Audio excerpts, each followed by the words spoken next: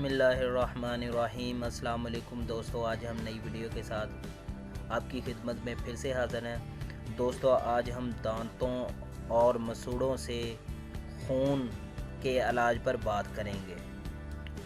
सबसे पहले दांत और मसूड़े।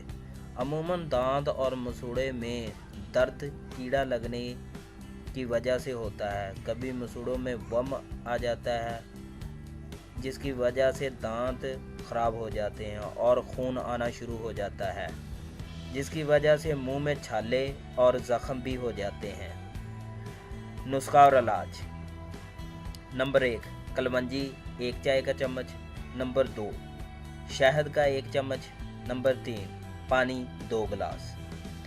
तरकीब: इन तीनों चीज़ों को मिक्स कर लें और अच्छी तरह आग पर पका लें और ठंडा करके महफूज कर लें। इस्तेमाल का तरीका: सुबह शाम इस पानी की कुर्लियाँ करें। ये अमल 2 से 3 दिन करने से दांतों और मसूड़ों से खून आना बंद हो जाएगा।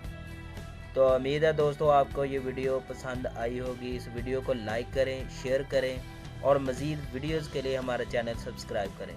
Thank you for watching.